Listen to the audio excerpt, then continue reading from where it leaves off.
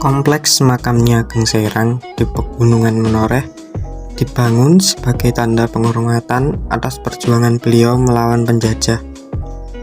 Bukti yang dulunya digunakan Nyi Ageng Serang untuk menyusun strategi perang ini kini menjadi salah satu tujuan wisata religi bagi para wisatawan. Makam salah satu pahlawan nasional ini selalu ramai pada hari kemerdekaan, Hari Pahlawan, dan hari-hari besar agama Islam.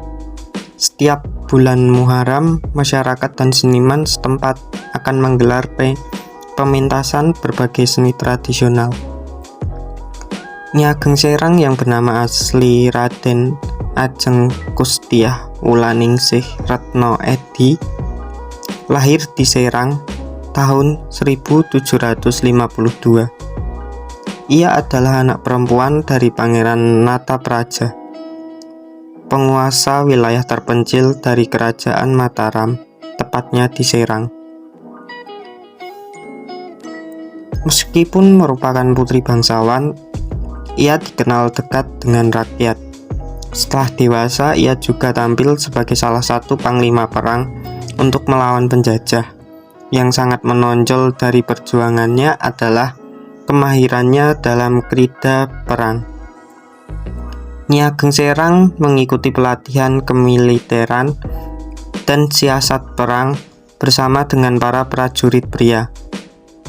Nyi Ageng Serang merupakan salah satu keturunan dari Sunan Kalijaga. Ia juga memiliki keturunan seorang pahlawan nasional, yaitu Ki Hajar Dewantara.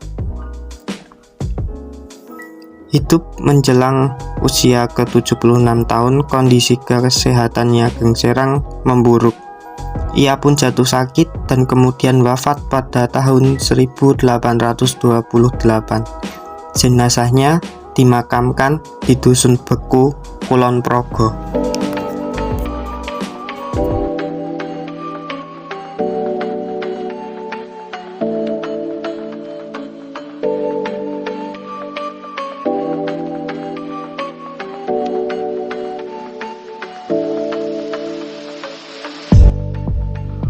Tuan Rondahaim Saragi Garingging merupakan satu dari 7 Raja Simalungun Sumatera Utara yang dikenal gigih melawan penjajah Belanda pada tahun 1828 sampai 1891.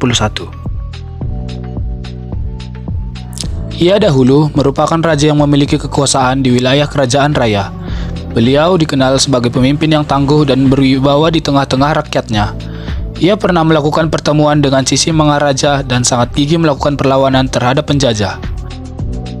Tuan Rondahaim Saragi Garingging disegani oleh lawan maupun kawan berkat ketegasan dan keberaniannya.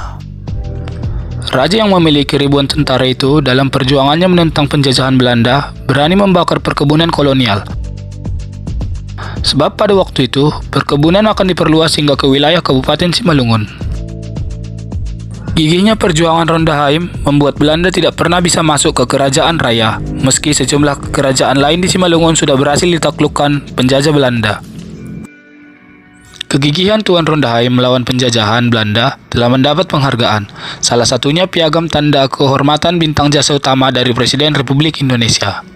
Melalui piagam tersebut, Tuan Rondahaim sudah diakui sebagai pejuang dari Sumatera Utara dan telah diusulkan sebagai pahlawan nasional. Pada tahun 1891, ia tutup usia dan dimakamkan di Raya.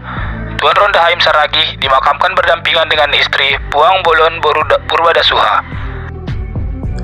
Selain makam raja, terdapat beberapa makam keluarga raja dan beberapa batu pangulu baling yang ditempatkan di lokasi makam.